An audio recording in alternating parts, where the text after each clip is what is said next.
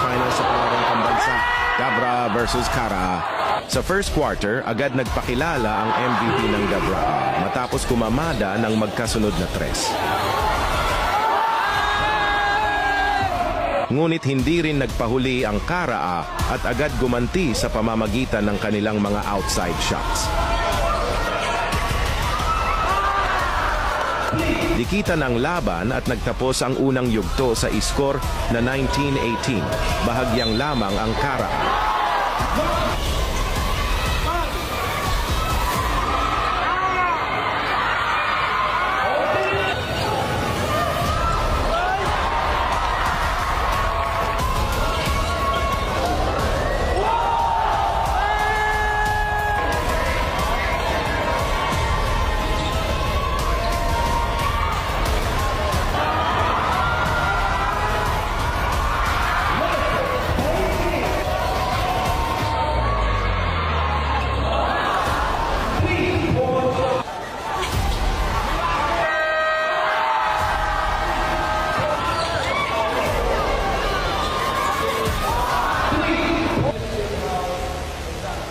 Pagsapit ng second quarter, umarangkada ang Dabra sa isang 6-0 run sa pangunguna ng kanilang energy guy na si Maki Pellegrino.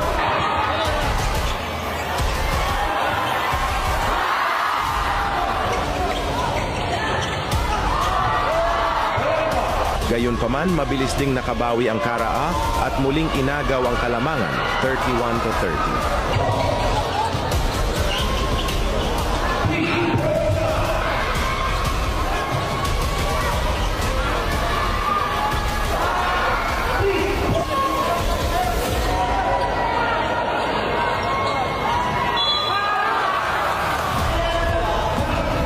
Ngunit doon nagsimulang magliyab ang Dabra.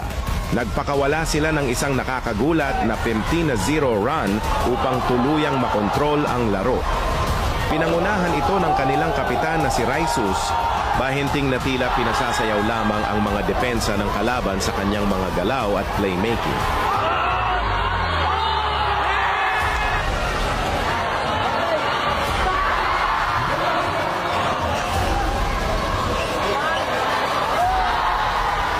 Sa pagtatapos ng second quarter, hawak ng Dabra ang malaking bentahe, 45-31 laban sa Kara.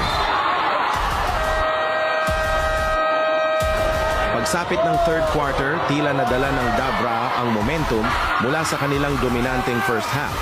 Halos lahat ng nasa loob ng court ay nagambag habang pumamada sila ng 11-5 run upang palakihin ang kanilang kalamangan sa 56-36. Isa sa mga pinakamatitinding eksena ng laban ay ang mala-highlight play na koneksyon ni na Maki Pellegrino at Baterbonia.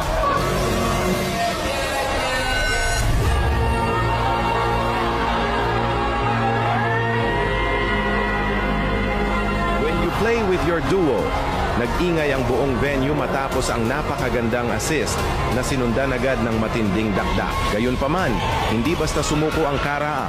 Nakahanap sila ng paraan upang bahagyang mabawasan ang lamang ng Dabra bago matapos ang yugto. Sa pagtatapos ng third quarter, hawak pa rin ng Dabra ang kontrol ng laro, 62-50. Fourth and final quarter. Dito tuluyan ang ipinakita ng Dabra kung bakit sila isa sa mga paborito sa torneo. Bagamat pilit pang ibinababa ng Kara sa single digits ang agwat, unti-unti na silang kinapos sa oras habang nananatiling kalmado at disiplinado ang Dabra sa magkabilang dulo ng court.